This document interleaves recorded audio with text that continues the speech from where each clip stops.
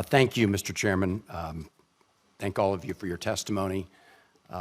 Mr. Glass, let me start with you. One of the things the previous administration focused on was trying to strengthen the relationship between South Korea and Japan, two very important partners. Simple question. Do you agree that that was a worthwhile endeavor, and will you work to build on it?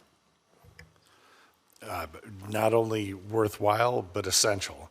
And absolutely, we were talking earlier a little bit about the priorities of the multilateral relationships that Japan has with other countries in the region, and it's critical that we continue to build on that. I think you recognize that when our colleagues from partner countries like Japan and South Korea have come to the United States over the last couple of years, they weigh in on the importance of the U.S. supporting the Ukrainian people in their fight against Putin's aggression, because they recognize that our commitment to Ukraine can have implications for all of them. As many of us say, President Xi keeps one eye on Ukraine while he keeps one eye on Taiwan. Do you agree that if there's a perception among our allies that we're throwing the Ukrainian people under the bus, that damages our relationship with Japan?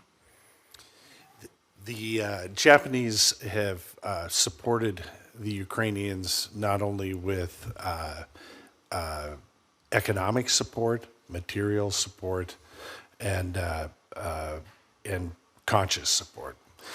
But at this point in time, the question that apparently is very simple is very delicate. We have a president that's got both sides of the Ukrainian and Russian conflict sitting at a table across from each other.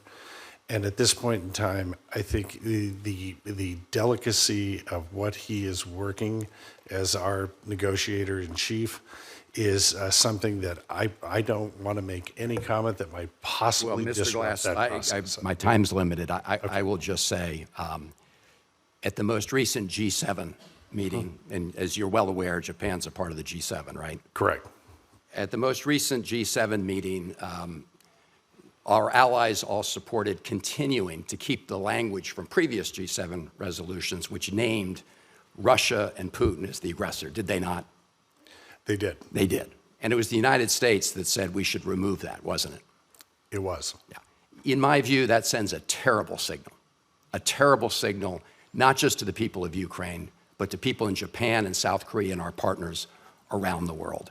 And cutting off intelligence, even temporarily, and throttling weapons to Ukraine when you have a massive arsenal on the Russian side, in my view, is so contrary to American national security interests and I hear the same thing from our colleagues in Japan and elsewhere. Mr. Hoekstra, it's good to see you. We chaired the Dutch caucus back in the House.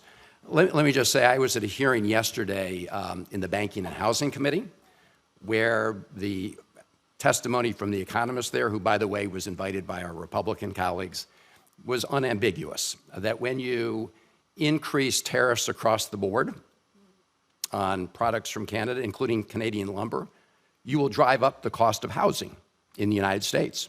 And the fact of the matter is the National Association of Home Builders chief economist predicts that it will be as much as $7,500 to $10,000 additional on a home for the average American if the proposed tariffs go through.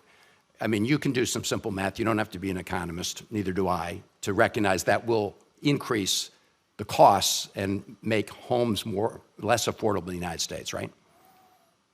If the tariffs put that in place, yes, it's not brain surgery. Thank you. I appreciate the reality touch, and I also appreciate your response to Ms. Rosen's question, Senator Rosen's question on the Five Eyes. I mean, you have a lot of experience there. You agree that Canada's contribution to the Five Eyes is valuable, right? Canada, we have a great alliance with Canada on national security issues. It would help if Canada met its NATO commitment. They're one of 8 or 9 countries that falls short, significantly short, with no real plan to get there anytime soon. Their statements have said, well, we'll get there I 27 or agree, 32. but within five, relating to Five Eyes, were they an important partner as part of that? Five Eyes is an important relationship, and all the countries have strengths that they contribute to it. I appreciate that. And Mr. Johnson, finally in closing, Senator Rosen raised the point about the funding for our efforts to interdict narcotics. Are you aware of the fact that one of the programs that was terminated by the Trump administration's freeze was an anti-narcotics program aimed at stopping imported fentanyl? Are you aware of that? Have you seen that reporting? Thank you, Senator. I've been out of the government for a little over 4 years now. I have not seen it. I look forward to seeing it.